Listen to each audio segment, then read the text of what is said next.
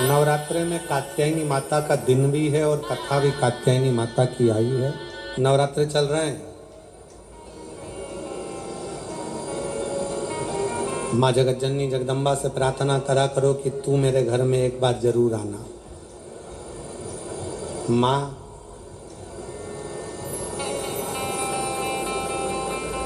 प्रत्येक घर के अंदर एक बेटी का जन्म जरूर होना चाहिए।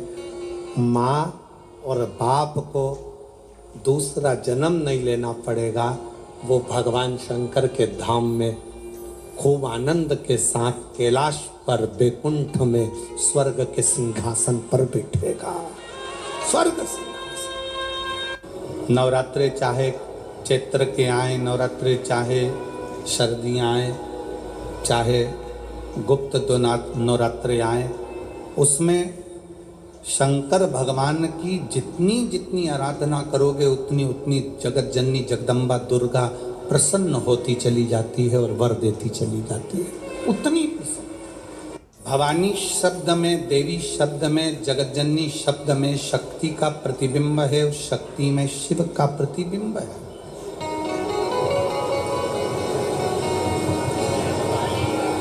शिव और शक्ति का दोनों का प्रतिबिंब, दोनों। पार्वती की तप साधना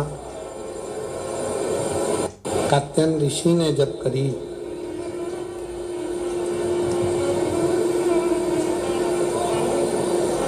माता पार्वती और भगवान शंकर दोनों ने कात्यायन ऋषि को दर्शन दिया।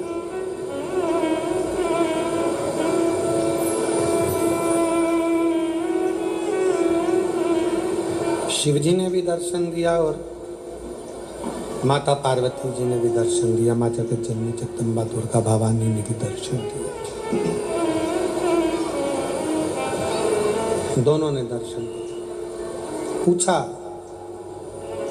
क्या चाहिए तुमको, क्या दिया जाए, क्या प्रदान किया जाए, बोलो क्या देते हैं। कात्यायन ऋषि सबसे पहला वचन कात्यायन ऋषि ने भगवान शंकर और पार्वती जी से कहा कि मेरा ये जन्म और मरण का प्रपंच छूट जाए। स्कंद पुराण का नागर खंड रिटर्न की आवाज क्लियर करो और थोड़ा प्रेशर अंदर का बढ़ाओ।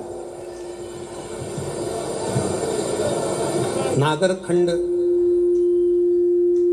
स्कंद पुराण का कहता है, नागर खंड वर्णन करता है स्कंद पुराण का कि कात्यायन ऋषि ने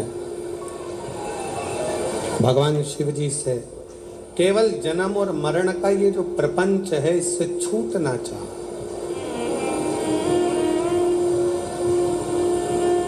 इससे मुक्ति कैसे मिले, इस जन्म और मरण के प्रपंच से छूट कैसे जाए। किसी व्यक्ति के घर में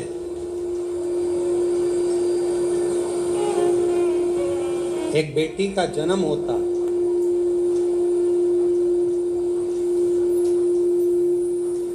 और बेटी की किलकारी, बेटी के पांव की खनक, बेटी के किलकारी पांव की खनक,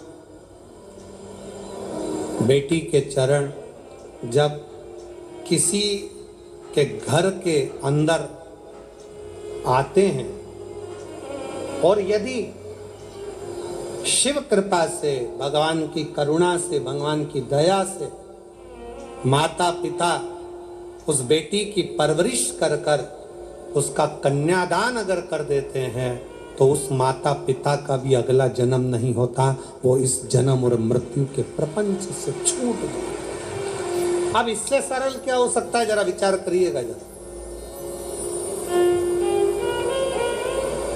बहुत सावधानी से इस कथा का स्मरण करिएगा, बहुत ध्यान से सुनिएगा कि बड़े बड़े तपस्वी तप करने जा रहे हैं, साधना वाले साधना करने जा रहे हैं, उपासना वाले उपासना करने जा रहे हैं, व्रत वालों ने व्रत रखा, साधना वालों ने साधना करी, तपस्या वालों ने तपस्या करी, और कंदराओं में बैठकर कोई संत बन गया, कोई साधु बन गया, कोई तपस्वी बन गया, कोई साधक बन गया, कोई उपासक बन गया। किस लिए? कि हम जन्म और मरण के प्रपंच से छूट जाएं। पर शंकर भगवान ने माता पार्वती की साक्षी में कात्यायन ऋषि से कहा कि जब किसी गृहस्थी के घर में एक बेटी का जन्म होता है और उस बेटी की परवरिश जब माता पिता करते हैं, बेटी के किलकारी जिसके घर में गूंजती है और बेटी के चरण जिसके घर में पड़ते हैं, और बेटी का जब कन्यादान होता है तब माता पिता फिर कोई जन्म नहीं लेते, वो माता पिता परमात्मा की शरणागति का सुख भोगते।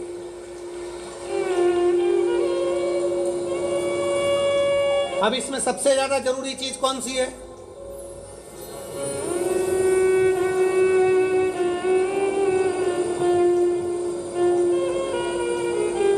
एक बहुत ध्यान देने वाला विषय है, थोड़ा ध्यान दीजिएगा।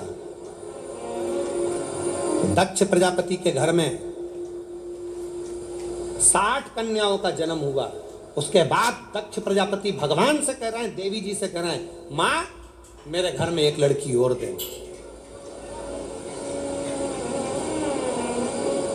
एक बेटी और चाहिए मुझे। मां जगत जननी दुर्गा कहती है कि तेरे घर में बेटी कहां से आएगी, मैं खुद तेरे घर में बेटी बनकर जन्म लूंगी। सती आई। दक्ष प्रजापति ने शंकर जी का अपमान करा, दक्ष प्रजापति ने देवताओं का अपमान करा, दक्ष प्रजापति ने अपशब्द कहे, दक्ष प्रजापति ने गाली दी, दक्ष प्रजापति ने ताना दिया, दक्ष प्रजापति ने आड़ा टेढ़ा बहुत सारी बातें कही। अब दक्ष प्रजापति को तो नरक जाना है, दक्ष प्रजापति को तो नरक भोगना था। पर दक्ष प्रजापति के घर में बेटियों का जन्म हुआ था, दक्ष प्रजापति ने बेटियों का कन्यादान किया था। इसलिए शंकर भगवान का अपमान करने के बाद भी दक्ष प्रजापति नरक नहीं भोगा है। दक्ष प्रजापति मरण, शीश कटने के बाद बकरे का मुख लग गया और बकरे का मुख लगने के बाद भी स्वर्ग भोगा है, वो दक्ष प्रजापति है, क्योंकि बेटी का जन्म ही प्रबल है।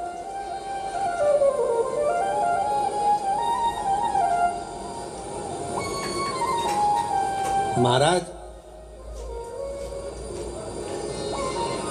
सुखी वो नहीं जिनके घर में धन की पेटी है, सुखी वो नहीं जिनके घर में धन की पेटी है, सुखी वो हैं जिनके घर में मुस्कुराती बहू और बेटी है।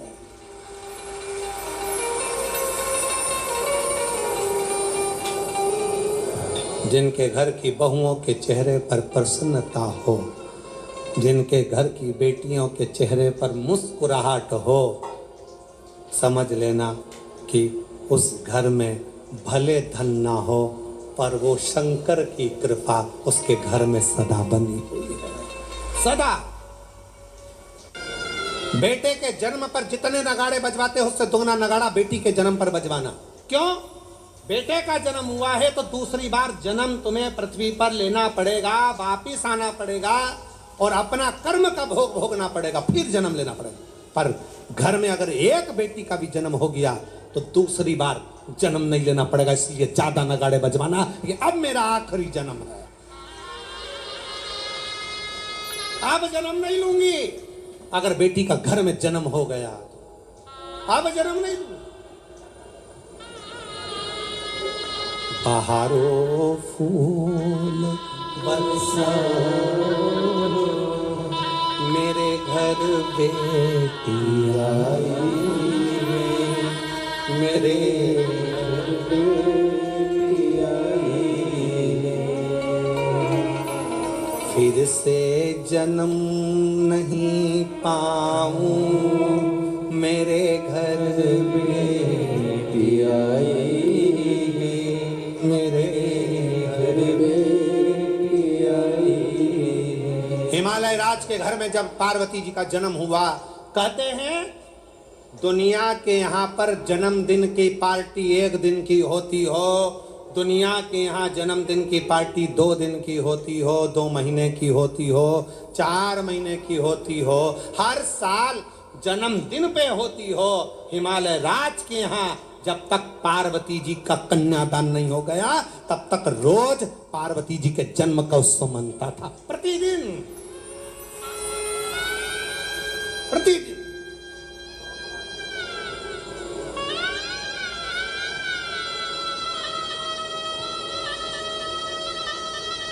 पार्वती जी के जन्म का उत्सव रोज मनता था हिमालय राज के घर, रोज।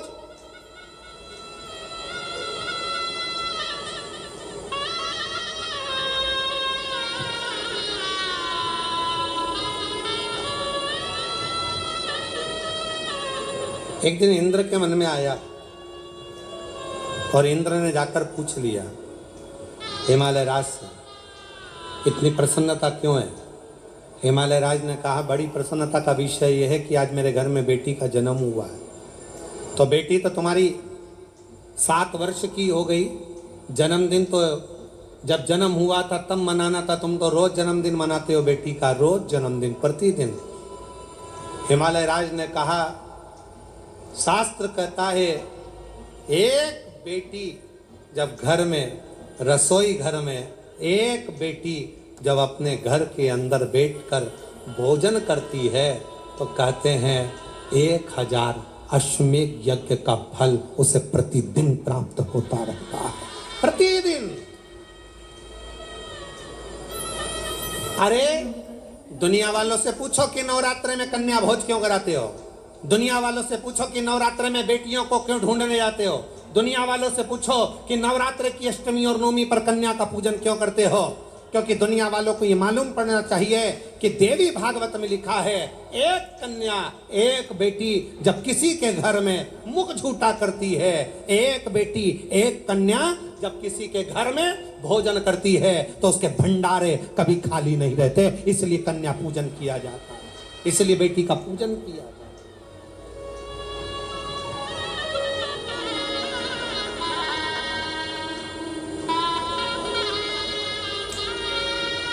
और आज के ज़माने में लोग मंदिर में जाकर भगवान से कहते हैं, भगवान, ओ भगवान, हमारे घर में एक बेटा दे दो,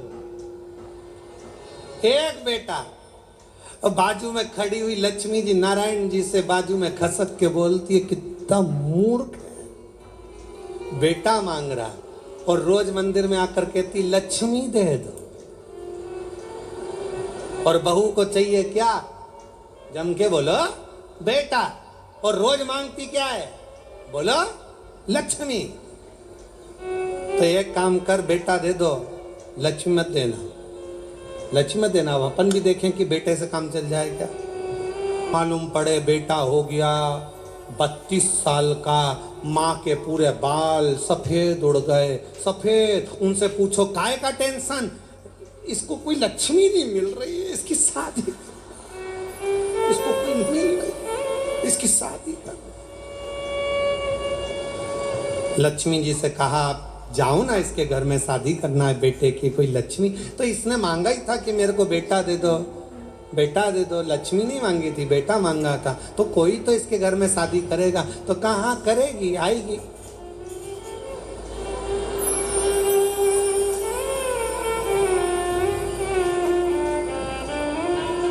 आएगी पावागढ़ वाली आएगी।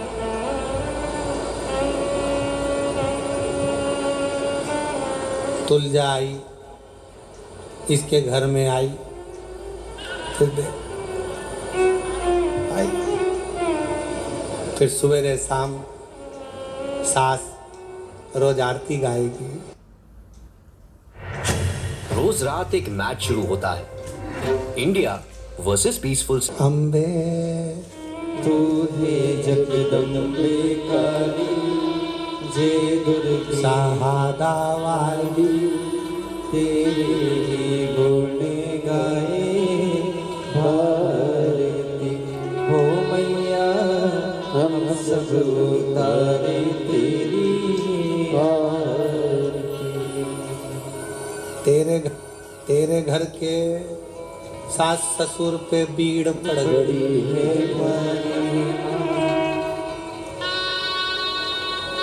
पति देव पर ऐसे टूटे जैसे सिंह सवारी। अरियो बच्चों को धोने वाली, सुबह शाम चिल्लाने वाली, क्यों चिल्ला चोट कर देखे फिर कहा ये रोती। अरे मांगा क्या था? अरे खुश होना है। जितने लोग शिव महापुराण की कथा को श्रवण कर रहे हो, तुम्हारे घर में बेटी ने जन्म लिया है तो खूब नगाड़े बजाकर खुश होना। अगला जन्म नहीं, अगला जन्म शिव के चरण में होगा, शंकर के चरण। छूट गए जन्म और मरण के प्रपंच से, छूट गए।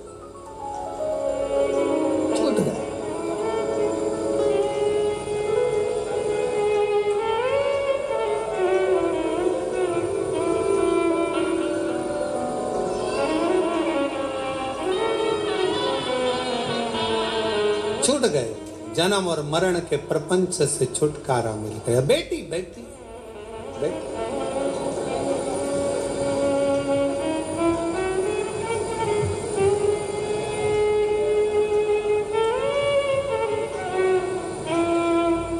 शिव पुराण कर रही है, भगवान शंकर का चरित्र कर रही है। कात्यायन ऋषि ने पूछा कि मुझे जन्म मरण के प्रपंच से छूटना है, क्या करा जाए? शंकर भगवान ने कहा तुम्हारे घर में अगर बेटी का जन्म होगा, तुम जन्म और मृत्यु के प्रपंच से छूट जाओगे। स्कंद पुराण का नागर खंड कहता है, कात्यायन ऋषि ने माँ पार्वती जी से कहा अब कुछ भी हो, मेरे घर में अगर बेटी का जन्म हो तो निवेदन है माँ दुर्गा, हे माँ आद्यशक्ति, हे माँ भवानी, हे माँ पार्वती, आप मेरे घर में बेटी के रूप में जन्म लो। और कात्यायन ऋषि के घर में माँ कात्यायनी के रूप में जन्म हो गया। कात्यायनी, बोल कात्यायनी माता की। कात्यायन ऋषि के यहाँ कात्यायनी माता का जन्म हो गया, कात्यायनी माता का प्राकट्य हो गया, कात्यायनी माता की स्मरणता, कात्यायनी माता का भजन, कात्यायनी माता की कीर्ति। कात्यायनी माता बाल्य अवस्था से ही भगवान शिव की आराधना में लीन रहती है। कात्यायन ऋषि उनको देखते हैं, देखते।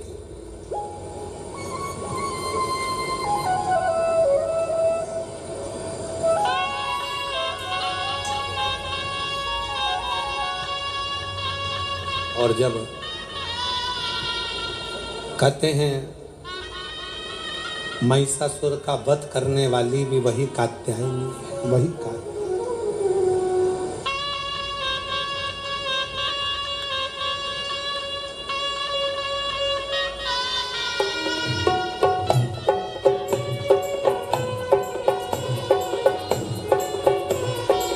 बैठे बैठे दोनों हाथों से ताली से बजाते हुए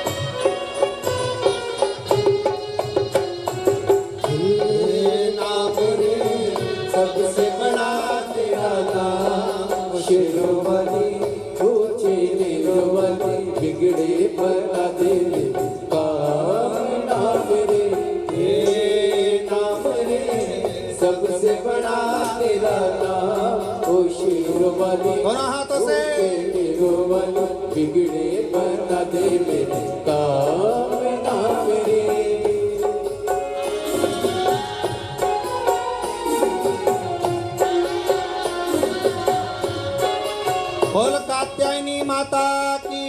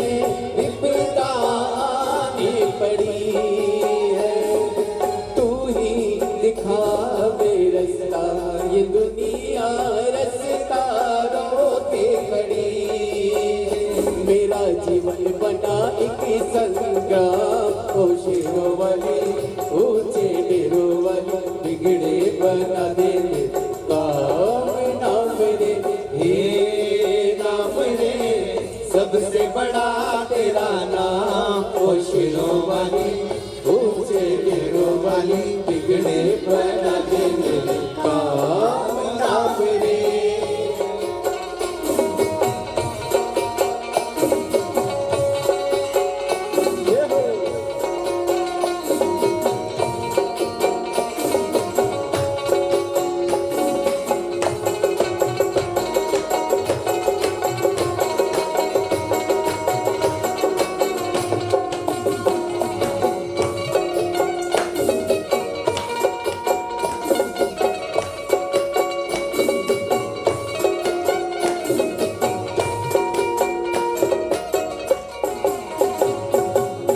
भक्तों को कष्टों से छुड़ाए बुझती ज्योति जगाए जिसका नहीं है कोई जगत में तो उसकी बन जाए तीनों लोग करे तो है प्रणाम ओ शेरों वाली ऊंचे डेरों वाली बिगड़े बना दे मेरे काम नाम रे हे नाम रे सबसे बड़ा तेरा नाम ओ शेरों वाली ऊंचे डेरों वाली बिगड़े बना दे मेरे काम नाम रे।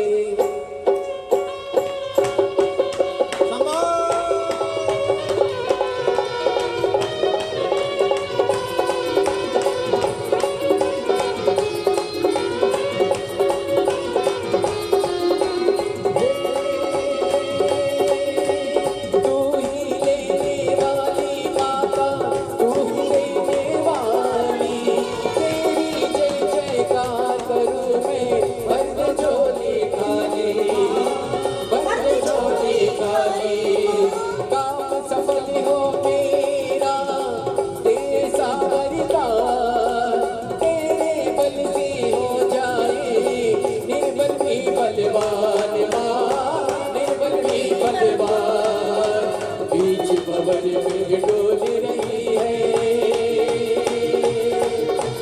पार लगा दे नैया जय जगदम्बे अष्ट भवानी अम्बे गौरी मैया माँ अम्बे गौरी मैया माँ अम्बे गौरी मैया। हे नाम सबसे बड़ा तेरा नाम वो शेरों वाली ऊंचे डेरों वाली बिगड़ी बना दे मेरी काम नाम रे हे नाम रे सबसे बड़ा तेरा नाम वो शेरों वाली ऊंचे डेरों वाली बिगड़ी बना दे मेरी काम नाम रे हार हार हर हर बोल कात्यायनी माता माता की जय। अपने स्थान पर बैठकर भगवान शिव जी से अपने मन का भाव बड़े आनंद के साथ हृदय से दिल से प्रार्थना करिए। जहाँ जगह मिले वहाँ बैठकर बाबा को अपने मन का भाव हृदय से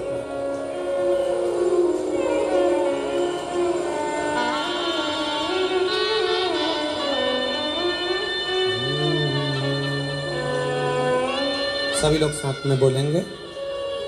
आज नवरात्रे में कात्यायनी माता का दिन भी है और कथा भी कात्यायनी माता की आई है। श्री शिवाय नमः श्री शिवाय नमः श्री शिवाय नमस्तोभ्यं श्री शिवाय नमस्तोभ्यं श्री शिवाय नमस्तोभ्यं भोला सब दुख काटो ओ भोला सब दुख काटो शंकर जपूं तेरी माला भोले बाबा जपूं तेरी माला भोला सब दुख काटो हमारा ओ भोला सब दुख काटो हमारा वेश है मंगलकारी वेश है मंगलकारी शमशान वासी हमारा शमशान वासी हमारा भोला सब दुख काटो हमारा भोला सब दुख काटो हमारा।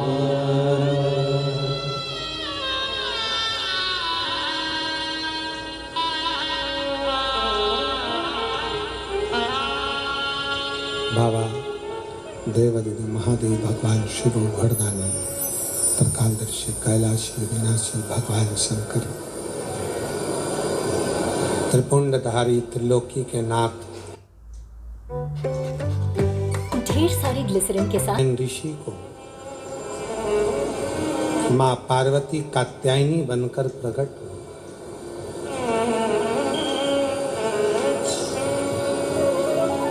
बहुत सारे सूत्र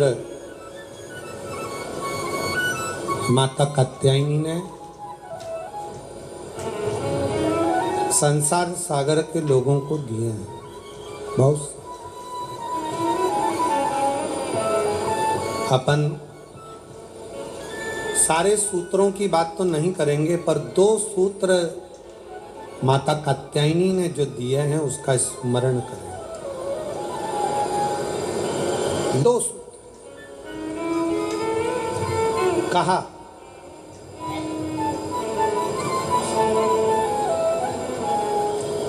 माता कात्यायनी ने कहा कात्यायन बाबा से, पिताजी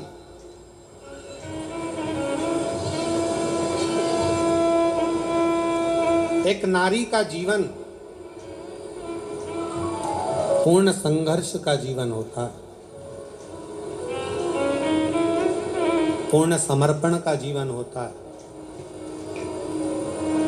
पर एक नारी ही ऐसी होती है जो अपने पूरे कुल को संसार सागर से पार उतार सकती है। पर वही नारी यदि परिवार में रहकर अगर भेद करती है तो स्वतः स्वयं अपने आप को भी डुबो लेती है और स्वयं कुल को भी डुबो लेती है।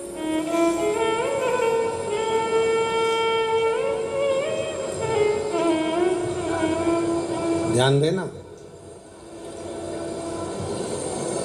तुम्हारे घर में अगर 4 बहुएं हैं, 5 बहुएं हैं, 3 बहुएं हैं, 2 बहुएं हैं, 6 बहुएं हैं, सास का सबसे बड़ा कर्तव्य होना चाहिए कि इन बहुओं में कोई भेद नहीं होना चाहिए।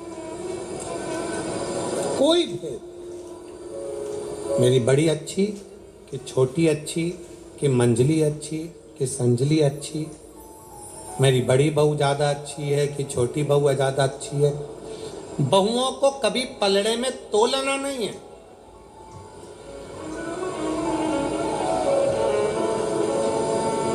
जिस घर की सास बहुओं को पलड़े में तोल लेती है कि मेरी ये अच्छी है कि ये बुरी है कि ये अच्छी कि वो बुरी, उस सास का बुढ़ापा आखिरी में रोते रोते निकलता है।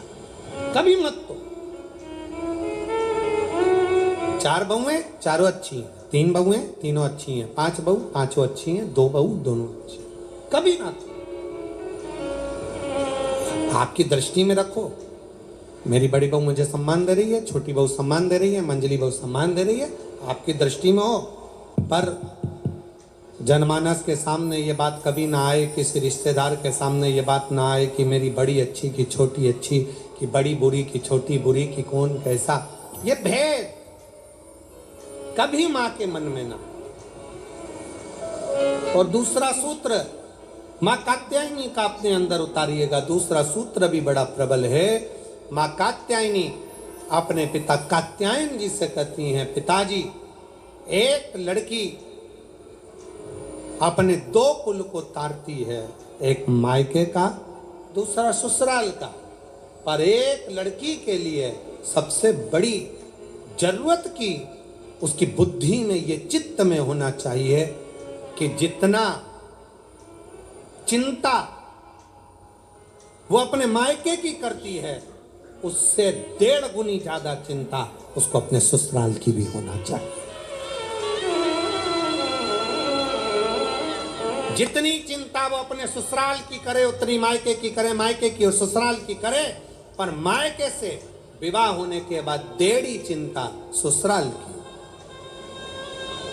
मां कात्यायनी कात्यायन ऋषि से कहती हैं, पिताजी जब एक लड़की, उसका जीवन कोरा है, उसकी चित्त वृत्ति कोरी है, कभी वो अपनी सास से नहीं मिली, कभी वो अपने ससुर से नहीं मिली, कभी अपने पति से नहीं मिली, कभी अपने देवर जेठ से नहीं मिली, उसका जीवन कोरा रहता है। कात्यायन ऋषि से कात्यायनी जी कर रही हैं, उसका जीवन कोरा है। उस कोरे जीवन में उस कन्या को, उस स्त्री को, उस नारी को चाहिए कि पिता से जितना स्नेह हो उससे 1.5 स्नेह उसके ससुर से हो, भाई से जितना स्नेह हो उससे 1.5 स्नेह उसके देवर और जेठ से हो, जितना स्नेह अपनी सगी बहन से है उससे 1.5 स्नेह देवरानी और जिठानी से हो, और जितना स्नेह मेरे अपने मायके से है उससे 1.5 स्नेह अपने ससुराल से हो। उसकी चित्त वृत्ति। आज परिवार टूट रहे हैं। कात्यायनी माता की लोग पूजन जरूर करते हैं, पर कात्यायनी माता के विचारों को अपने अंदर नहीं रखते। अदालत में जितने केस प्रॉपर्टी के नहीं है, अदालत में जितने केस कत्ल के नहीं है, अदालत में जितने केस कोई फालतू नहीं है, उससे 4 गुना ज़्यादा केस आज अदालत में केवल तलाक के हैं कि तलाक लेना है। कारण क्या? उसका कारण केवल एक है कि आप दोनों को सम लेकर नहीं चल पा रहे हो। मायके की प्रियता ऐसी बढ़ती है कि ससुराल बुरा लगने लगता है। मेरी बहन तो ऐसी थी, मेरे पिताजी तो ऐसे थे, मेरा परिवार तो ऐसा था। ठीक है, आपका परिवार श्रेष्ठ है, बहुत अच्छा है, बहुत ध्यान रखने वाला है, पर जो ललाट में परमात्मा ने लिख कर दिया है इसको नकार तो नहीं सकते हो। इसको भी अपनाना पड़ेगा, अपना बनाना पड़ेगा, स्नेह करना पड़ेगा, इसको भी अपना बनाकर इसके साथ रहना पड़ेगा। माना बेकार मिल गया कुछ, मान दो बेकार मिल गया, तो क्या आप उसको स्वीकार नहीं करोगे? हो सकता है तलाक ले लोगे, और तलाक लेने के बाद जैसा अभी मिला है इससे भी जोरदार सिंदूर चढ़ा हुआ भेरू मिल गया तो कौन सा फर्क? विचार करिए।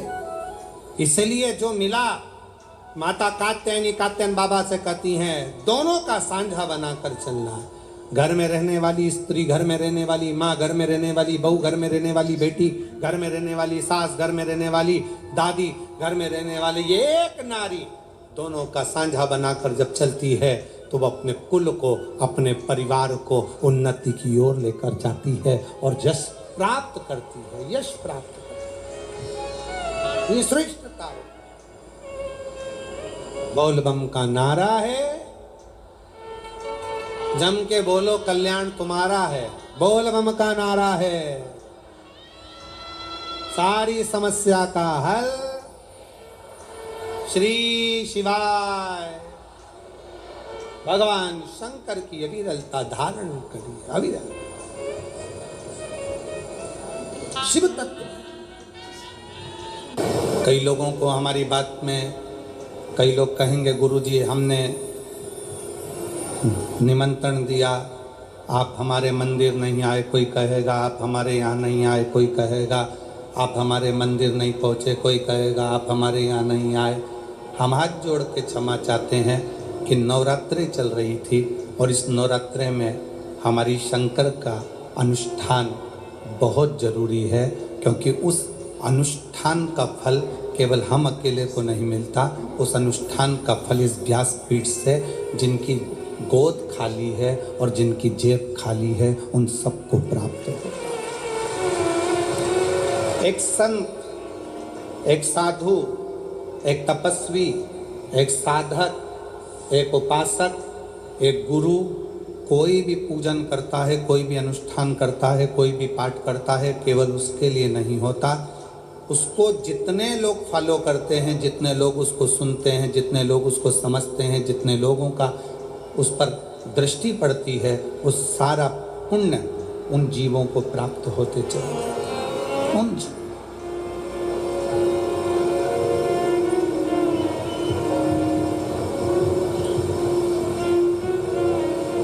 यहाँ पर बुजुर्ग माताएं बैठी होंगी और वो बैठी हुई माता कहती होंगी, जब घर में बड़ा अनुष्ठान होता है तो कहीं जाया नहीं जाता है। बुजुर्ग माताएं जानती हैं।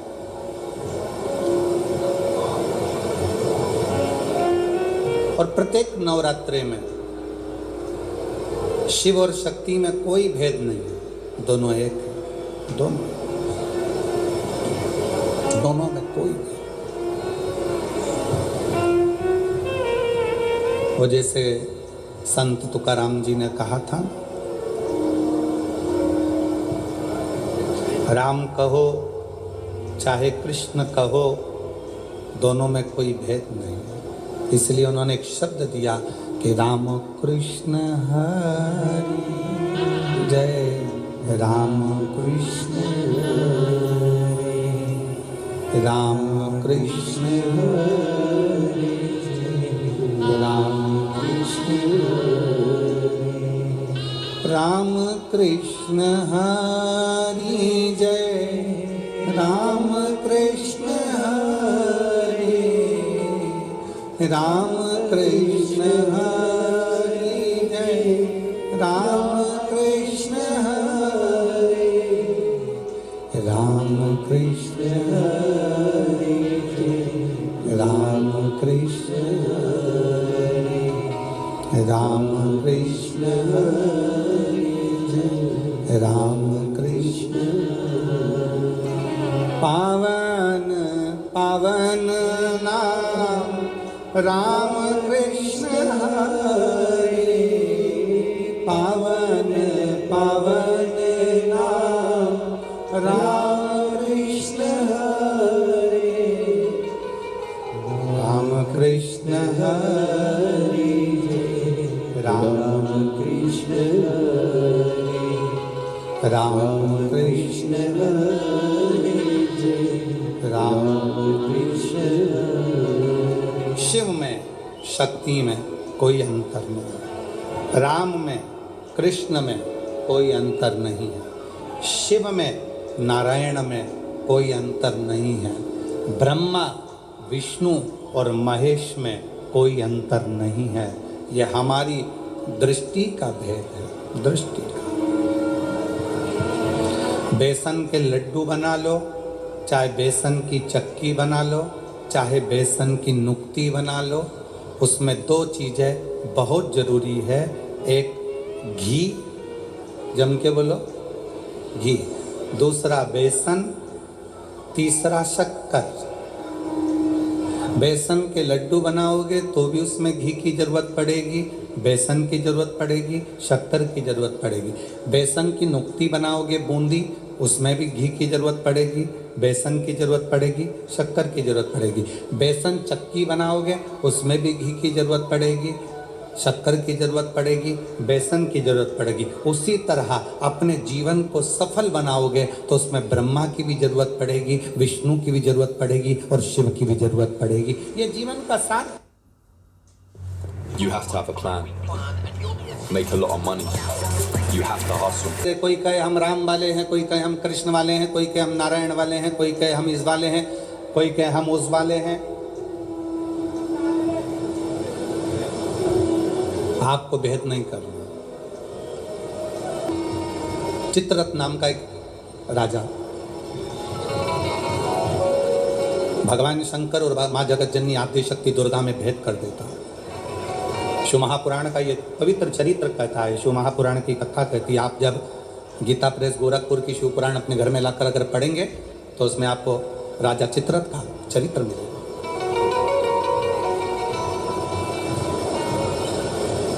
चित्ररथ का चरित्र जब आप दर्शन करेंगे तो राजा चित्ररथ ने शंकर पार्वती जी के सामने जाकर मां आद्यशक्ति को शिव जी के नजदीक में उनके गोदी में बैठे हुए देखा।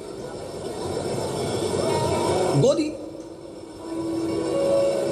भारत की भूमि पर ऐसे कई मंदिर हैं जिन मंदिर में शंकर जी की गोदी में पार्वती जी को बैठा हुआ दिखाया गया। आप लोगों ने ऐसी मूर्ति का दर्शन कहीं ना कहीं करा ही होगा, आपके स्मरण में हो।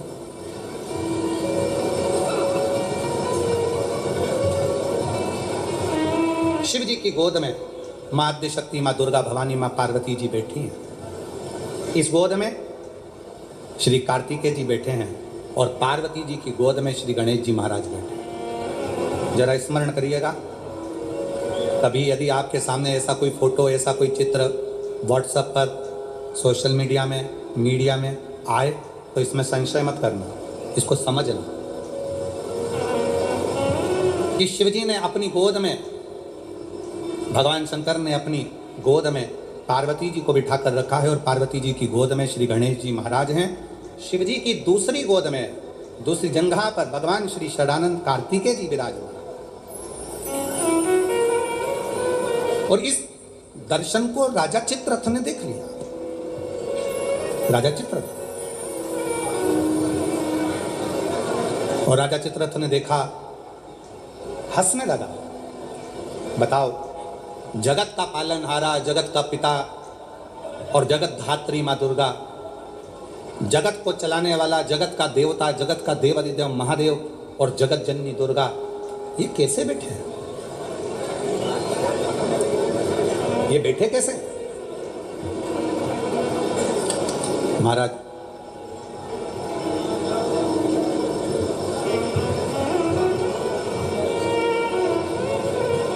राजा चित्ररथ ने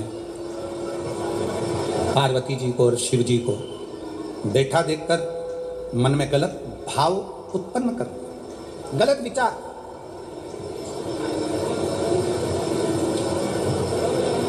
गलत सोच। किसी किसी को पूजन करते समय भी गलत गलत विचार आते हैं। किसी किसी को मंदिर जाते समय गलत गलत विचार आते हैं। किसी किसी को मंदिर में पूजन करते करते गलत गलत विचार आते हैं। किसी किसी को पूजन करते समय गंदगी दिखती है, गलत विचार आते हैं। स्त्री के बारे में, पुरुष के बारे में, उसकी अवस्था के बारे में, उसके नग्न स्वरूप के बारे में, उसकी चित्त वृत्ति में गलत गलत दृष्टियां आने लगती हैं। गंदा भोजन उसकी दृष्टि में आता है जब वो पूजन करने बैठता है, भजन करने बैठता है। कई लोग हैं ऐसे, और जिनकी भी दृष्टि में इस तरह की अगर बातें आ रही हैं कि मैं पूजन करने बैठी हूँ, मेरी गलत सोच हो रही है, गलत विचार आ रहे हैं, इस चक्कर में वो पूजन करना बंद कर देती है, इस चक्कर में पूजन करना बंद कर देता है, मंदिर जाना बंद कर देता है कि मैं मंदिर जाऊंगा, गलत सोचने में आएगा, गलत दृष्टि में आएगा। गलत कर नहीं रहा, ना उसने किसी स्त्री को गलत दृष्टि से देखा, ना उसने कभी किसी पुरुष को गलत दृष्टि से देखा, ना उसने कभी मांसाहार करा, ना कभी उसने मदिरापान करा, ना कभी उसने गलत काम किया। उसके बाद भी वो पूजन करने बैठा, वो अच्छी जगह पर बैठा और उसकी दृष्टि में गलत विचार आने लगे। कहीं मांस दिख रहा है, कहीं मदिरा दिख रही है, कोई स्त्री दिख रही है, कोई पुरुष दिख रहा है, कोई वस्त्रविहीन दिख रहा है, कोई ऐसा दिख रहा है, कोई गलत कृत्य में दिख रहा है, उसके विचार दृष्टि में वो आ रहा है। और कई बार लोग परेशान हो जाते हैं कि गुरुजी ऐसा क्यों हो रहा है? हम तो अच्छा करने के लिए गए, हम तो मंदिर गए, हम तो भगवान के भजन करने के लिए गए, हम तो स्मरण करने के लिए गए, फिर हमारी चित्तवृत्ति में ये कैसे आ रहा है, हमारी सोच में ये कैसे आ रहा है, हमारे विचार में ये कैसे आ रहा है? और जब शिव पुराण कहती है राजा चित्ररथ की बुद्धि में भी ये गलत विचार आ गया था, केवल संसार के मनुष्य की बुद्धि में नहीं, राजा चित्ररथ की बुद्धि में भी ये विचार आ गया था, ये शिव महापुराण की कथा कर रहा है। गलत विचार करना क्या है? जब व्यक्ति को ऐसे गलत विचार आने लगे हैं पूजन के समय पर, अच्छी जगह पर, ये गलत गलत विचार आप गलत कर नहीं रहे हो, आप मांसाहार नहीं कर रहे हो, आप किसी स्त्री को गलत नहीं देख रहे हो, आप किसी पुरुष को गलत नहीं देख रहे हो, आप किसी मदिरा की दुकान पर नहीं गए हो, पर आपकी विचार धारणा में अगर ये चीज़ें पूजन करते समय, भजन करते समय, अर्चना करते समय, मंदिर जाते समय, मंदिर में बैठते समय, मंदिर में उपास करते समय तुम्हारी बुद्धि में अगर ये चीज़ें आ रही हैं, मन में अगर ये चीज़ें पाठ करते करते भी अगर आ रही हैं, तो समझ लेना कि आपके ऊपर कहीं ना कहीं किसी ना किसी रूप में कोई अन्न किसी के घर का ऐसा खा लिया है जिसके कारण तुम्हारी बुद्धि थोड़ी सी भ्रष्ट हुई है। उसको सुधारें कैसे, उसको संवारें कैसे? अब किसी ने यही प्रसंग को सुनकर कहा, गुरुजी अगर किसी के घर का अन्न खाया है तो अन्न खाने के बाद तो वो पच गया, पचने के बाद वो गंदगी में निकल भी गया। अब तो वो विचार आना बंद हो जाना चाहिए। अब तो 1 साल हो गया, 2 साल हो गया, 1.5 साल हो गया, 6 महीना हो गया, तो भी वही विचार आ रहा है। तो हमारा निवेदन है, भोजन करने के बाद भोजन पच जाता है, भोजन करने के बाद भोजन समाप्त भी हो जाता है, पर उस भोजन से जो रक्त की 4 बूंदें बनती हैं वो इस शरीर में दिन रात तुम्हारे मरते दम तक दौड़ती रहती है, शरीर में वो रक्त की बूंद चलती रहती है। इसलिए विचार 1 साल, 2 साल, 4 साल, 6 साल, 15 साल जैसे चलते रहते हैं। उस विचारों को, गलत सोच को, गलत विचारों को, गलत दृष्टि को समाप्त कैसे करें?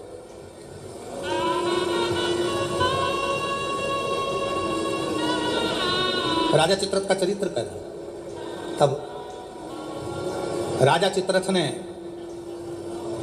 गलत विचार से पार्वती जी और शिव जी को देख लिया। गलत विचार से शिव जी कुछ नहीं बोले, कुछ नहीं, पर पार्वती मैया ने राजा चित्ररथ को श्राप दे दिया। श्राप। तो शिव जी का इतना बड़ा उपासक होकर, शंकर भगवान का इतना बड़ा भजन करने वाला, इतना भक्ति में डूबने वाला, इतना स्मरण करने वाला राजा चित्ररथ, तू शिव जी का इतना उपासक होने के बाद भी तूने माता और पिता को गलत भाव से देखा है, इसलिए तुझे असुर बनकर जन्म लेना पड़ेगा, राक्षस बनना। फिर वो चित्ररथ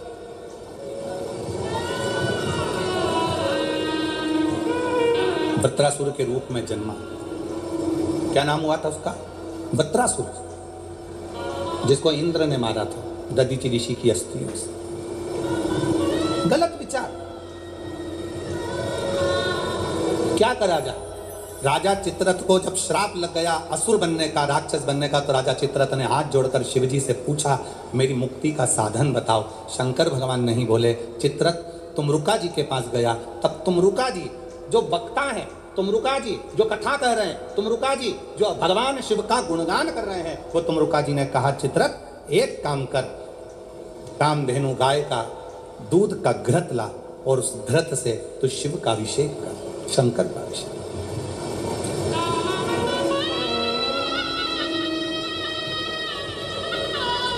मेरी जीजियों, मेरे जीजाओं, मेरी बेटियों, बेटाओं, मेरी माताओं, मेरे भाई, मेरे बांधव, अपने को भी अगर गलत विचार आते हो, पूजन के समय पर पाठ करते करते गलत जगह पर अपना मन जा रहा हो, तो 5 प्रदोष एक कटोरी में 1 चम्मच घी, गाय का, देसी गाय का 1 चम्मच घी, 1 चम्मच भी ना हो तो आधी चम्मच घी, आधी चम्मच भी अगर घर में ना हो तो 2 बूंद घी, 2 बूंद भी ना हो तो देसी गाय का 1 बूंद घी अपनी हथेली में मध्य में लगाकर, जो शंकर भगवान का,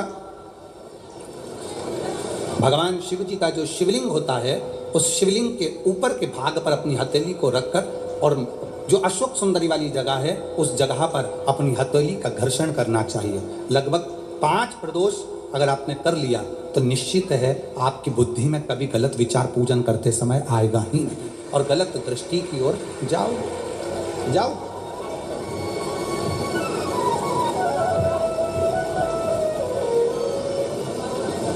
वेद लक्षणा गाय, देसी गौ माता का घृत जीवन को एक आनंदता देता है। आनंद।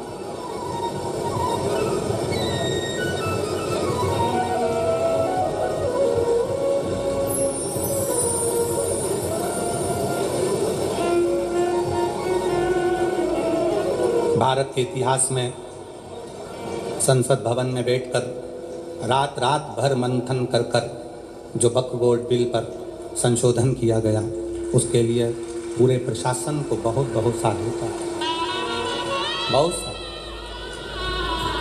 अब ये सब होने के बाद एक संसद में एक बात और पारित हो जाए कि गौ माता की हत्या बंद हो जाए, इससे बढ़कर कोई उससे बढ़कर गौ माता का, देसी गाय का घृत, वेद लक्षणा गाय का एक बूंद घृत हाथ की हथेली पर लगाकर शिवलिंग के ऊपर और अशोक सुंदरी की जगह पर घर्षण करने से जो गलत विचार, गलत सोच, गलत दृष्टि, गलत भाव, ये समाप्त हो जाता है, समाप्त।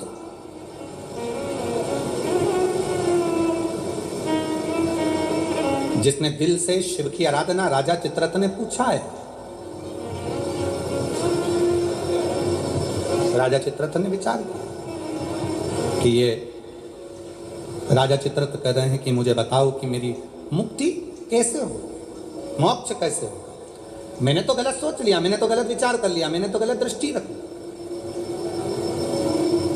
मेरी बुद्धि में तो ये गलत भाव आ गए, मुक्त कैसे। कल की कथा में कहा था, जीवन में कितना भी दुख आ जाए, कितनी भी तकलीफ आ जाए, कितना भी कष्ट आ जाए, उस ईश्वर को मत, ईश्वर को, शिव को मत।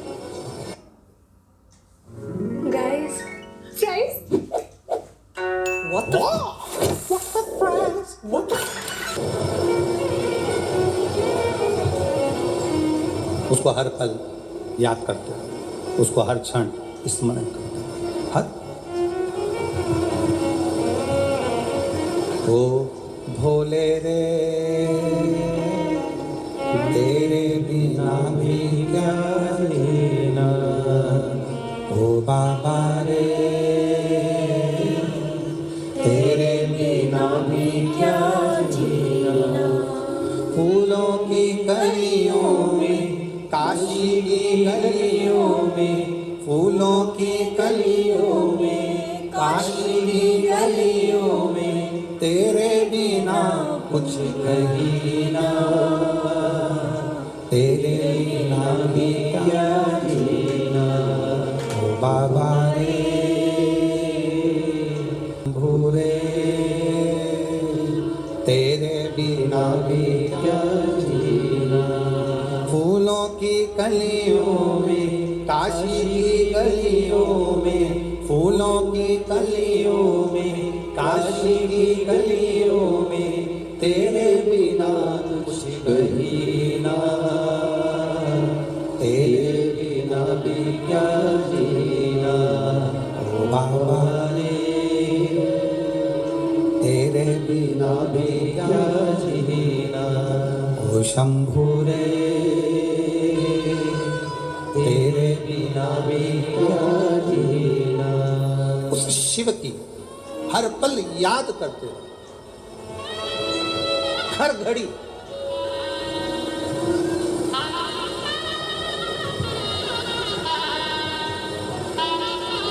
रामायण किस किस ने देखी है टीवी पर, रखो। रामायण किस किस ने पढ़ी है, रामायण किस किस ने सुनी है, राम कथा किस किस ने सुनी है, सबने सुनी है।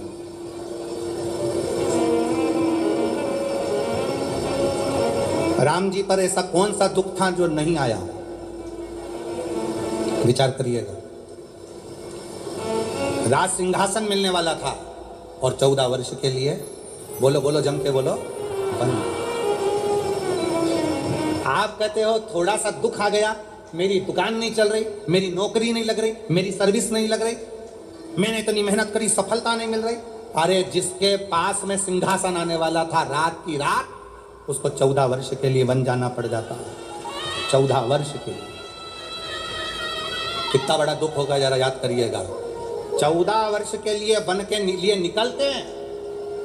निकलते और थोड़े समय के बाद सूचना मिल जाती है कि पिता शांत हो जाते हैं, बाप पिता चले जाते हैं, बाप चले, पिता चले गए। दुख देखिए, सिंहासन गया, अपना राज्य गया, अपना गांव छोड़ना पड़ा, वन वन डोलना पड़ा, पिता चले गए। और दुख देखिए, आगे चलते हैं तो धर्म पत्नी भी चली जाती है। दुख देखिए, दुख आप एक एग्जाम पास नहीं करते हो, माँ बाप ने आपको पाल पोस कर बड़ा करा और एक एग्जाम पास नहीं कर पाए, कोचिंग करने गए थे पुणे, कोचिंग करने गए थे कोटा, कोचिंग करने के लिए गए थे दिल्ली, कोचिंग करने गए थे मुंबई, कोचिंग करने के लिए गए थे लातूर, कोचिंग करने गए थे हैदराबाद, एक सब्जेक्ट नहीं निकल पाया, अंदर से टूट गए। और 20-25 साल के बेटे होकर, बेटी होकर, 25 साल के बेटा बेटी होकर रस्सी बांधकर सुसाइड कर लेते हो, जहर की पुड़िया खा लेते हो, पानी में डूब कर मर जाते हो, डूब कर मर जाते हो। विचार करना उस परमात्मा की जिंदगी में कितना दुख आया, हिम्मत नहीं हारी, आखिरी तक संघर्ष करते रहे, तो आखिरी में अयोध्या के राजा बनकर विराजमान हो गए। और आज के बेटा बेटी, जरा सा पति ने कुछ कह दिया, बहू का मुख खुल गया, जाकर मायके बैठ गई, अदालत में केस लगा दिया, हाँ, इतना दुख दे रहे हैं, मेरी सास इतना दुख दे रही है, मेरे घर के लोग इतना दुख दे रहे हैं, मेरे परिवार वाले इतना दुख दे रहे हैं। अरे भगवान से प्रार्थना करना कि बहुत अच्छे लोग मिले हैं, ना जाने किस्मत में और कितना दुख लिखा होगा। दुख चाहे यहाँ लिखा वहाँ लिखा, उसको भोगना तो पड़ेगा। भाग्य क्या कह रहा है, मेरी पत्री का देखकर बता दो मेरा भाग्य क्या कह रहा है, मेरे घर का ग्रह क्या कह रहा है, मेरे जीवन में तक दुख है। तुमसे ज्यादा राम जी को मिले थे, गुरु विश्वामित्र जैसे, वाल्मीकि जैसे, गुरु बाबा, ढेर सारे आंत्री जैसे बड़े बड़े तपस्वी गुरु मिले थे। राम जी ने एक से भी नहीं कहा कि मेरा हाथ देखकर बताना, कि मेरी किस्मत देखकर बताना। राम जी ने केवल एक बात कही कि समय मिल जाए तो मुझे कथा सुनाना, अगर मैं कथा सुनूंगा तो मेरी व्यथा समाप्त होती चली जाएगी, इसमें मेरी प्रतिष्ठा है।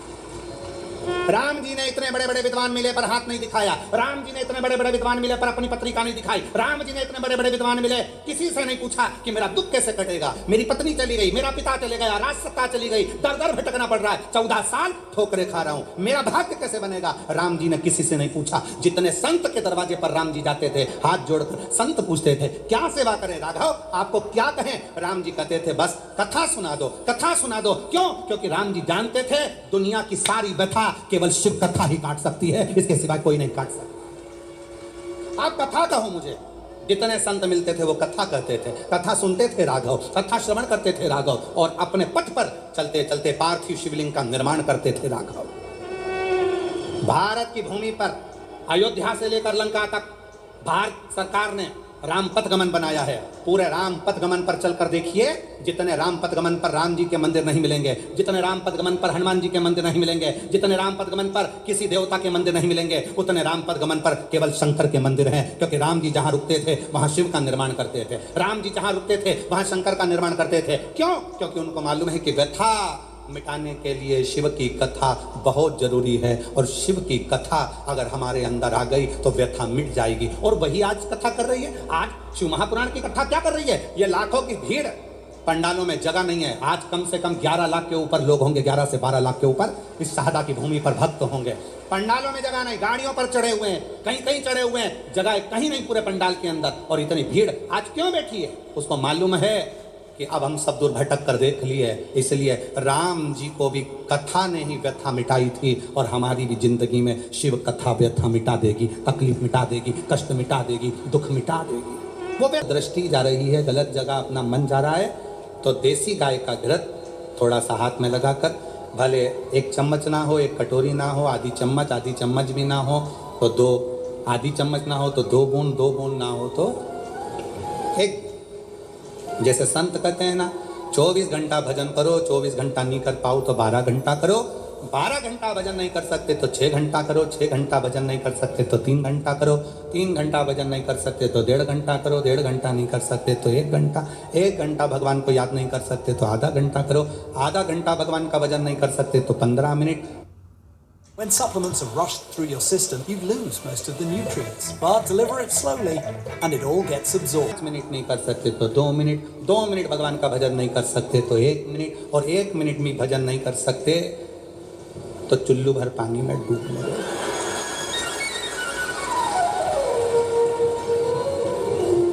इससे जोरदार कोई बात नहीं हो सकती।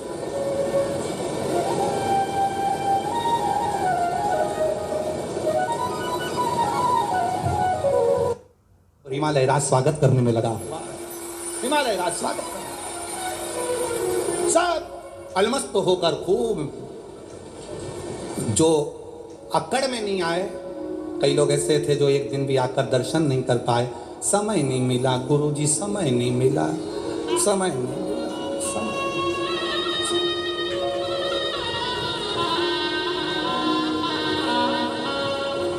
अरे भाई,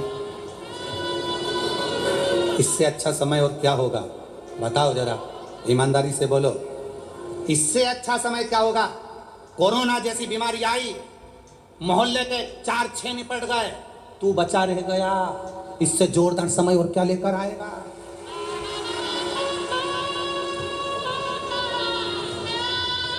तू बचा रह गया। और जिसमें बीमारी थी, शुगर थी, बीपी था, थायराइड था, सब बीमारी थी, और चाहता तो कोरोना तुझे चिपक जाता, पर शंकर जी ने कहा रहने दे, सादा में कथा सुनेगा, का माथा बच्ची करे इसके लाके, रहने दे इसके नीचे। और उसके बाद भी के समय नहीं मिला, तो भगवान ने भी कह दिया ठीक है। इतनी जोरदार कथा का आनंद नहीं ले पाया, समय नहीं मिला, मैंने तुझे कोरोना से बचाया इसलिए था कि सादा में जब विधायक जी कथा कराए तो आ जाना। तुझे बोले कौन? शिव महापुराण की कथा कहती है, राजा चित्ररथ का चरित्र कहता है, मैंने गलत दृष्टि से सोच लिया, मैंने गलत दृष्टि से विचार कर लिया, मैंने गलत दृष्टि से देख लिया, इसलिए अब मैं कैसे शिव को रिझाऊं? मुझसे पाप हो गया, पाप कर्म हो गया। कथा में कहा था, कितना बड़ा भी पाप कर्म हो जाए तो भी शंकर के मंदिर जाना मत छोड़ना, श्री शिवाय नमस्तुभ्यम बोलना मत छोड़ना, अपने दरवाजे पर भी स्टिकर चिपका दो। कौन सा? श्री शिवाय नमस्तुभ्यम। हो सकता है कि मेरी जिंदगी में मैंने बहुत पाप किया हो, गलत कृत्य किया हो, पर ये घर तेरा है, गाड़ी पर लिखा दिया श्री शिवाय नमस्तुभ्यम, ये गाड़ी तेरी है, मेरा पढ़ा रहा, संसार छूट गया। तो लाइन पर ध्यान दें, भवरे तू कहना ना भूल, भूल तेरा हो गया, भवरे ने खिलाया फूल फूल तोड़े आज कोई। संसार सागर में आए थे, फूल खिला था, समय पूर्ण हुआ, फूल लेकर चले गया। जितनी फूल की सुगंध थी संसार सागर में दे सकते थे, दे दो, दो। मक्खी देखी है? अरे बोलो तो जम के, मक्खी देखी है? अच्छी जम के बोलो, देखी है? अच्छा, शक्कर पर बैठती है ना, गुड़ पर बैठती है, मिठाई पर बैठती है ना। रात के समय पर शक्कर का डिब्बा खोल कर रख दो, रात के समय पर गुड़ का डिब्बा खोल कर रख दो, रात के समय पर गुलाब जामुन खोल के रख दो, रात के समय पर रसगुल्ला खोल के रख दो, मक्खी आएगी नहीं। मक्खी बहुत समझदार होती है, रात में मक्खी कभी नहीं आती, दिन में आती है। इसलिए मक्खी दिन में शक्कर के डब्बे के पास आती है, मक्खी दिन में गुड़ के पास आती है, पर मक्खी रात में नहीं आती। और यही शिव महापुराण की कथा कहती है, जब आपके दिन अच्छे होते हैं तो कोई तुम्हारे दरवाजे पर हाथ फैलाने आता है, अंधेरे में कोई नहीं आता। जब बुरे दिन होते हैं तब कोई नहीं आता। कौन आएगा? मक्खी दिन में आती है शक्कर खाने, मक्खी दिन में आती है गुड़ खाने।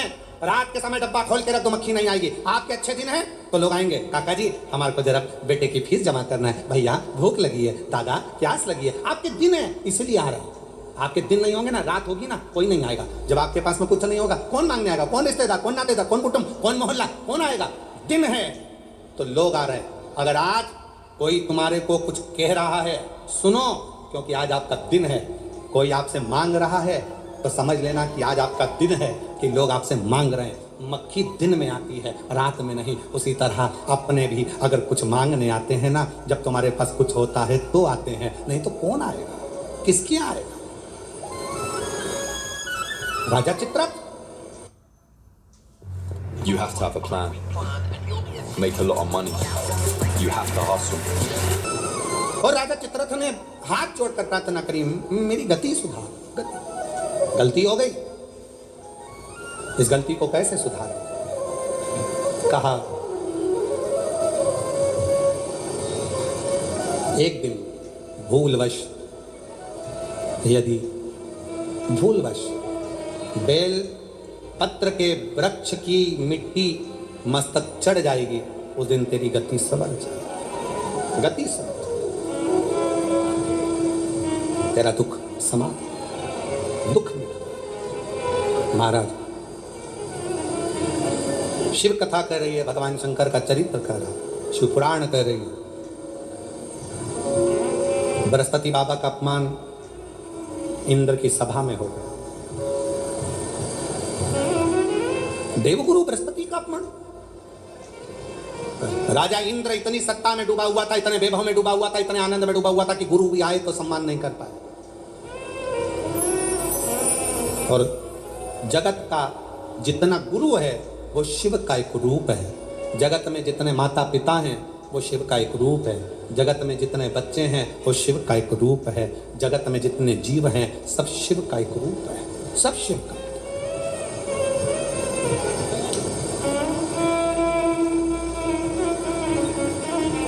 देवगुरु बृहस्पति जी का अपमान हो गया। विश्वरूप जी को गुरु बना लिया इंद्र। तीन मुख, तीनों से भाग देना। क्रोध आ गया इंद्र को। तलवार उठाकर इंद्र ने विश्वरूप जी का सिर काट दिया। ब्राह्मण हत्या माथे चढ़ गई। उस ब्राह्मण की हत्या को क्या करूं? ब्राह्मण हत्या जब माथे चढ़ी तो कमल की डंडी के अंदर जाकर छुप गए। कमल की डंडी के अंदर इंद्र छुपे। देवऋषि नारद जी ने आकर देखा कि इंद्र तो कमल की डंडी के अंदर छुपे हैं, तो कहा, अरे इंद्र कब तक छुपे रहोगे? ये ब्राह्मण हत्या पीछा छोड़ने वाली नहीं है, इसलिए इसको बांट दो। इस ब्राह्मण हत्या को बांट दिया जाए।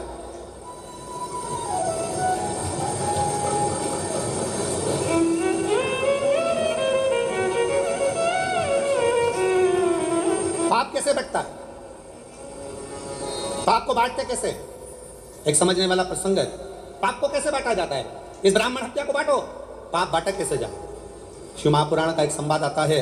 एक राजा ने ब्राह्मणों का भोजन रखा, संतों का भोजन रखा, नगर में भोजन रखा, भोजन बन रहा था, खीर तैयार हो रही थी। तैयार होते होते खीर, इतनी देर में एक चील उड़ती उड़ती आई, सांप को पकड़ा, लेकर चली।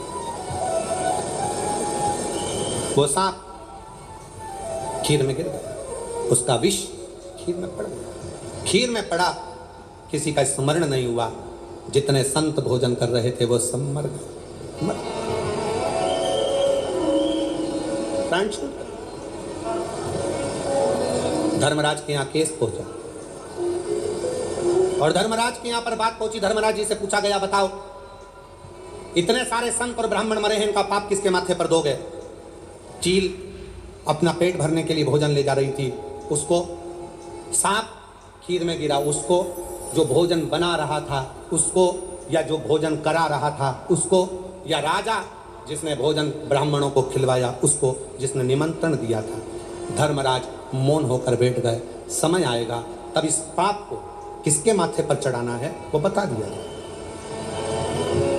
ये ब्राह्मणों के मरने का पाप किसके माथे पर देना है, समय आएगा तब बता दिया जाएगा। इंतजार किया गया। इंतजार करते करते नगर की एक महिला ऐसी थी, एक स्त्री ऐसी थी जो दिन रात राजा को कोसती थी। बताओ कैसा खोलना राजा है, इतने बामनों को खा गया, ब्राह्मणों को खीर खिला दी, ब्राह्मण मर गए, संत मर गए, संत मर गए, राजा ऐसा, राजा वैसा, राजा ऐसा, राजा वैसा, खूब कोसती। अब फिर धर्मराज से पूछा, अब बताओ कि ब्राह्मणों के मरने का, संतों के मरने का पाप किसके माथे पर रखना है?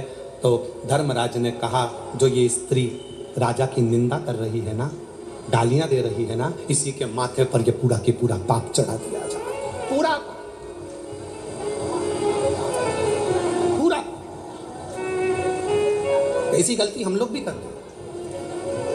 ऐसा नहीं कि नहीं करते। मंदिर कोई पूजन करने जा रही है ना, कोई मंदिर में अगर एक लोटा जल चढ़ाने जा रही है ना, कोई मंदिर में दिया लगाने जा रही है ना, कोई पशुपतिनाथ का व्रत करने जा रही है, कोई प्रदोष का दर्शन करने जा रही है, कोई मंदिर में झाड़ू लगाने जा रही है, कोई मंदिर में सफाई करने जा रही है, तो कई माताएं उस पर ताना कसती हैं, ये चली सती सावित्री, ये देखो ये चली, इतनी बंठन के जाने की जरूरत क्या है?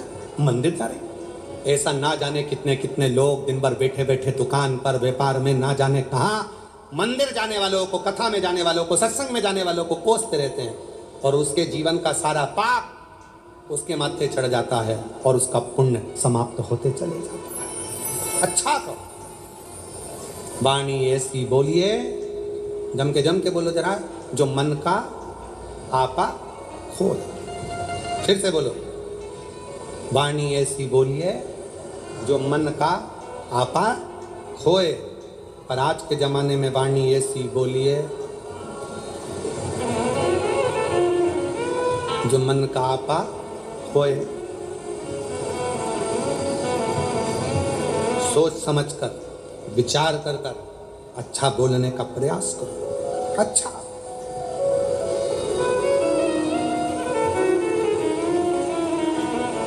इंद्र पूछ रहे हैं भगवान नारद जी से, बताओ इस ब्राह्मण हत्या को कहां बांटा जाए, इस ब्राह्मण की हत्या को कहां बांटे? उत्तर दो। देव ऋषि नारद ने कहा कि यह काम करो, पृथ्वी के पास जाओ। पृथ्वी, हमसे ब्राह्मण हत्या का अंश ले लो।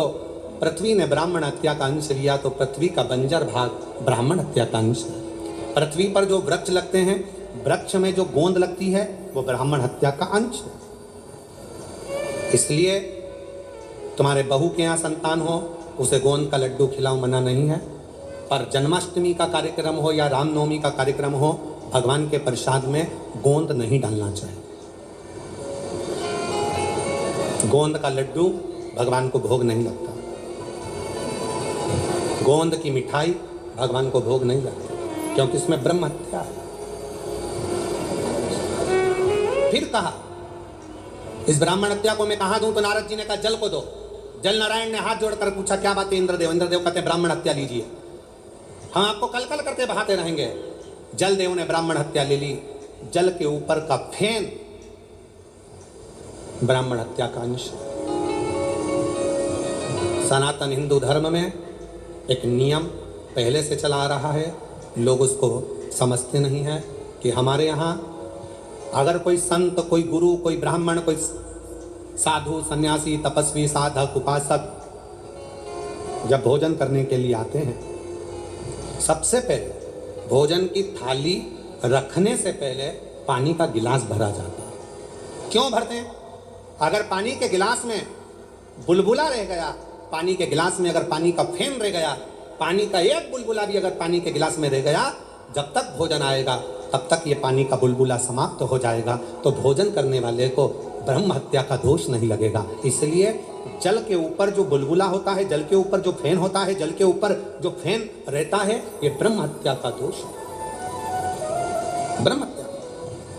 फिर तीसरा अग्नि को दिया, हे अग्निदेव आप हमसे ब्राह्मण हत्या का दोष ले लो। अग्नि ने पूछा क्यों?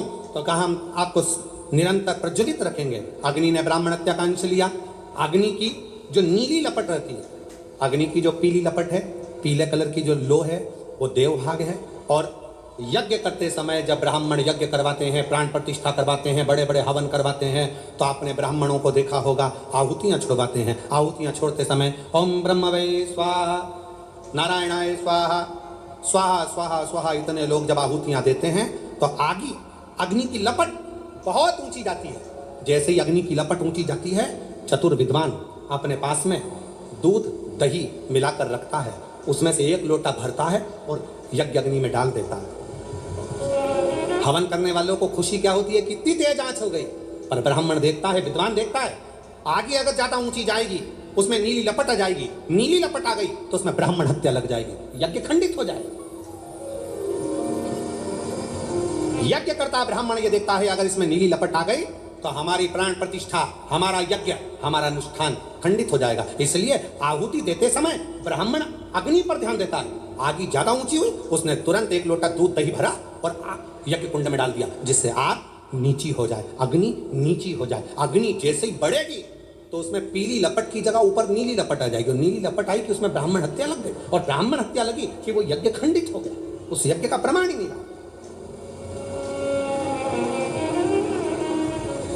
सीमित अग्नि, अग्नि को दिया ब्राह्मण हत्या का अंश। अब किसको दूं? नारद जी ने कहा एक काम करो, स्त्री को दे दो। स्त्री से कहा आपको हम ब्राह्मण हत्या का अंश देते हैं, आप ले लीजिए, मेरा फायदा क्या है? कहा आपको प्राण छूटने तक हम सुंदर बनाकर रखेंगे। स्त्री ने कहा ठीक है, युवान अवस्था। Here's to the story. Not just any story, but क्या? कहा आपको प्राण छूटने तक हम सुंदर बनाकर रखेंगे। स्त्री ने कहा ठीक है, युवान अवस्था आपकी बनाकर। स्त्री ने ब्राह्मण हत्या का अंश लिया। स्त्री का रजस्वला होना, रजो धर्म धारण करना, 5 दिन 7 दिन स्त्री जो कार्य नहीं करती है, ये रजो धर्म। ब्रह्म हत्या का अंश है। 4 स्थान पर ब्राह्मण की हत्या को इंद्र ने बांट दिया। तब इंद्र कमल की डंडी से बाहर निकले, सिंहासन पर बैठने लगे। तब त्वष्टा बाबा ने यज्ञ कर कर वत्रासुर को उत्पन्न करा। ये वही वत्रासुर है जो शंकर और पार्वती में भेद कर दिया था, गलत दृष्टि से देख लिया था। वत्रासुर ने शिव जी से मांगा था, प्रभु मेरा कल्याण कैसे होगा? कहा, दधीचि ऋषि जो मेरे उपासक हैं,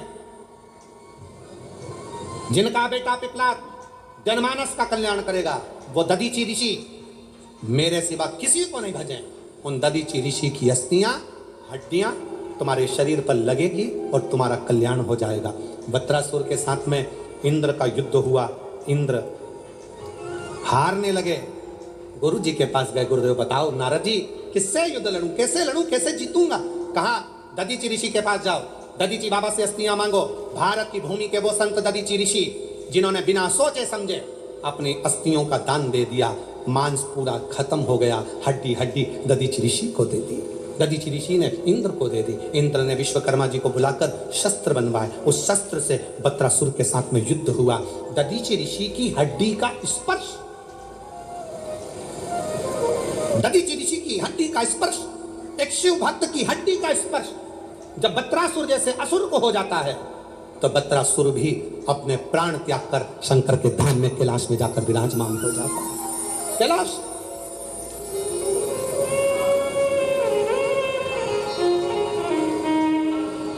ओ बाबा रे तेरे जीना भी क्या जीना, ओ भोले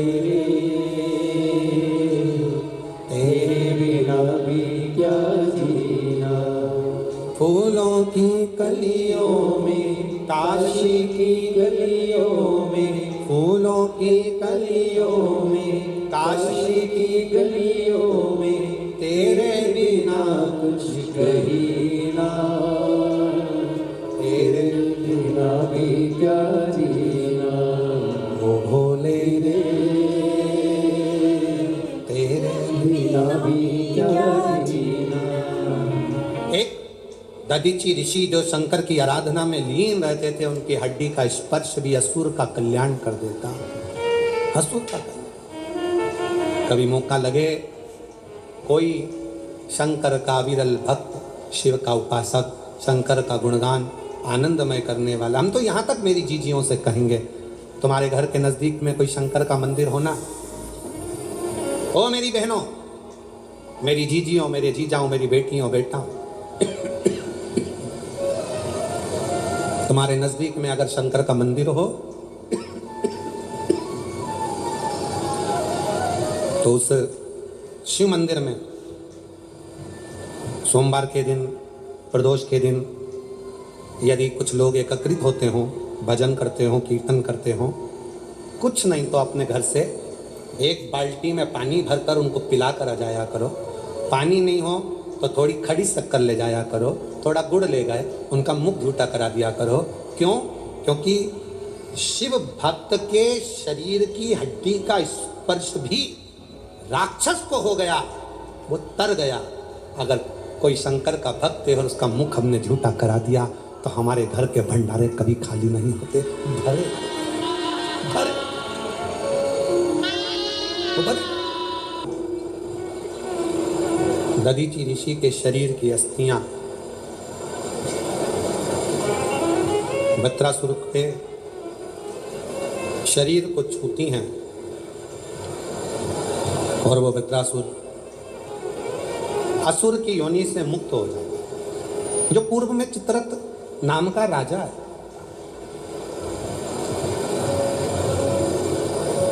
कहते हैं शंकर भगवान के सामने कामदेव जाता है तो कामदेव जलकर भस्म हो जाता है।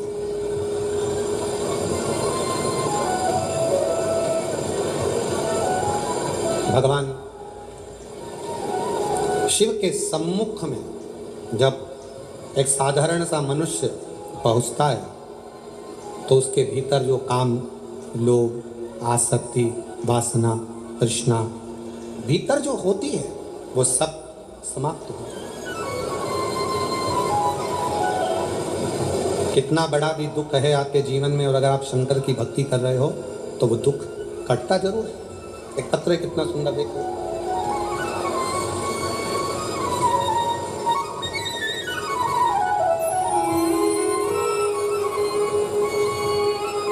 सो उज्जवल एकनाथ सिंह राजपूत, मुकाम पोस्ट दणाईचा, जिला धुलिया, महाराष्ट्र की रहने वाली।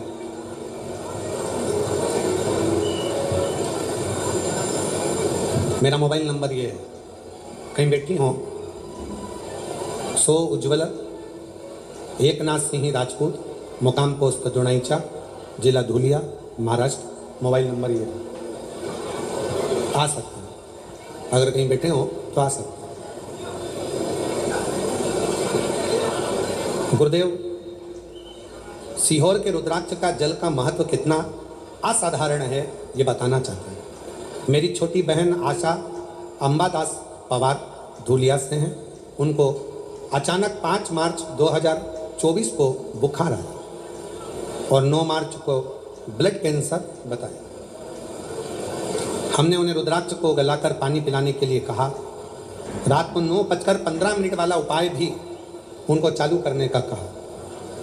आप कहते हो ना कि डॉक्टर भी भगवान का एक रूप है।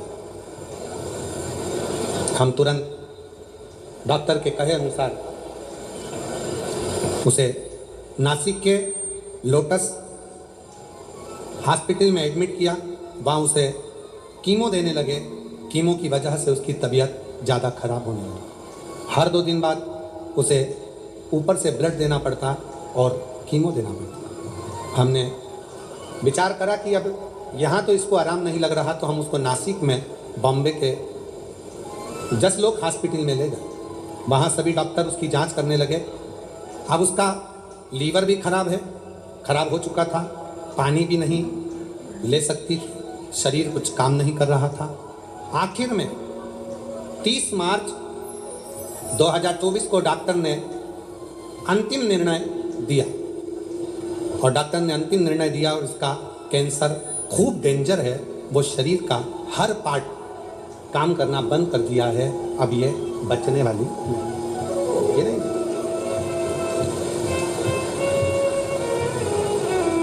गुरुदेव, 4 दिन हमने मुंबई के उस हॉस्पिटल में और रखा। डॉक्टर ने तो जवाब दे दिया कि इसको ले जाओ, ये जिएगा, ले जाओ। हमारे ऊपर पहाड़ सा टूट पड़ा। जब हमारे ऊपर पहाड़ सा टूट पड़ा, वहां से एम्बुलेंस में उसके शरीर को लेकर हम चले। बीच में एम्बुलेंस को रुकवाया और एम्बुलेंस रुकवाकर एक शंकर का ओटला देखा जहां पर आपने कहा था कि एकांतेश्वर महादेव विराजमान हो। वहां जल चढ़ाकर उस जल को अगर शरीर पर लगाया है और बाबा से प्रार्थना करी है तो वो ठीक जरूर होता है। चलते चलते एम्बुलेंस को रुकवाया। घर पर सारे रिश्तेदारों ने तैयारी कर ली थी क्योंकि डॉक्टर ने एम्बुलेंस में भेजते समय कह दिया था कि रास्ते में ये नहीं रहे, ले जाओ। घर पर पूरी तैयारी हो गई, परिवार एकत्रित हो गया। इसको सब तैयारी कर कर रख दी। जब तक हम पहुंचेंगे तब तक इसको ले जाने की तैयारी घर पर हो जाएगी। थोड़ा सा एकांतेश्वर महादेव का एम्बुलेंस वाला बोल रहा है मुझे जाना है, पर हमने एकांतेश्वर महादेव का पेड़ के नीचे शिवलिंग देखा, रुके, पानी की बोतल में से जल चढ़ाकर अपने उस शरीर को लगा दिया। और बाबा का मैं क्या गुणगान करूं गुरुदेव। घर पर तो उसको ले जाने की तैयारी थी और केवल आधा घंटा भी डॉक्टर ने नहीं दिया था, पर घर पर आने के बाद उस शरीर का लगाया जल हम थोड़ी देर में लगाने लगे और आज बाबा की कृपा से पूर्ण तरह से स्वस्थ है। और बाबा की कृपा से मैं बाबा को धन्यवाद देने के लिए, मैं शिव को प्रणाम करने के लिए,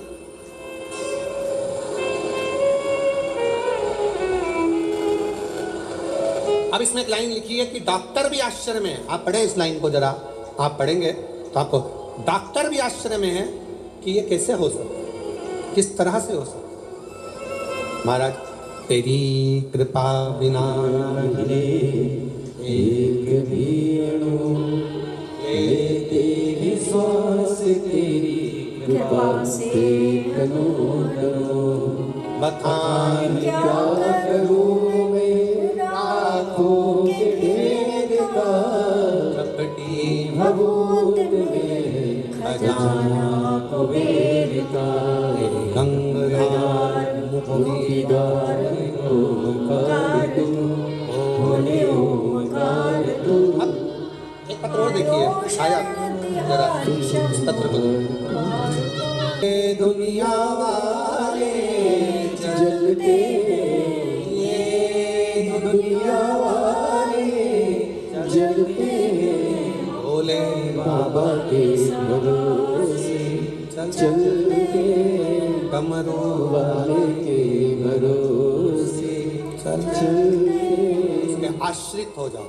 आश्रित कल कथा में कहा था वृक्ष पानी की शरण में रहता है, पानी पीकर बड़ा होता है।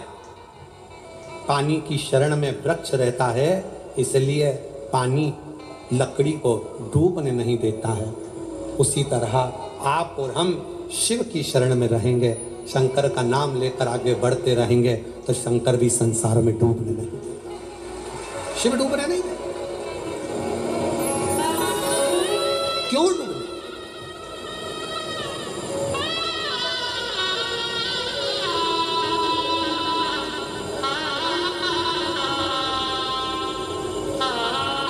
दो लड़के बैठे हैं यहाँ पर जिन्होंने अपनी माँ से शर्त लगाई थी।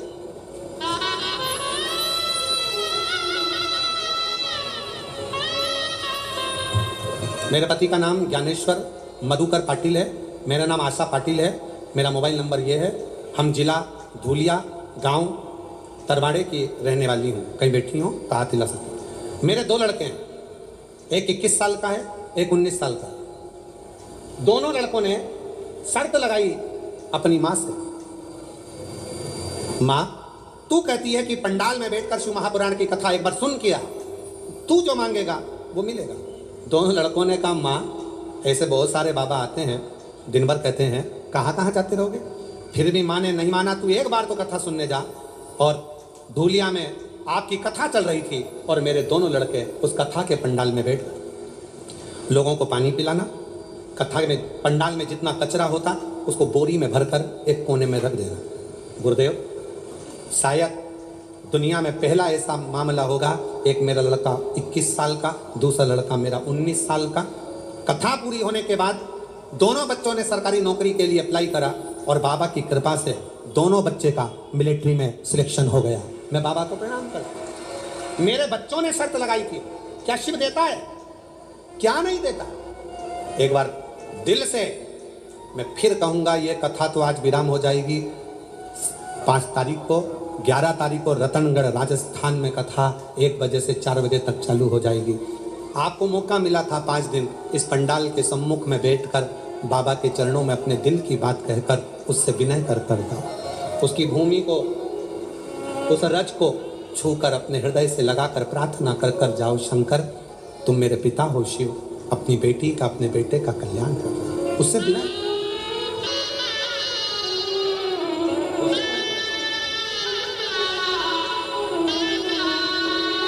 अरे खाली ना जाता कोई दर से तुम्हारे, खाली न जाता कोई दर से तुम्हारे, मेरी खड़ी हो नंदी बाई पसारे, अपने हृदय से लगा लो लगा लो, कि राज जरा हो उठा लो उठा लो।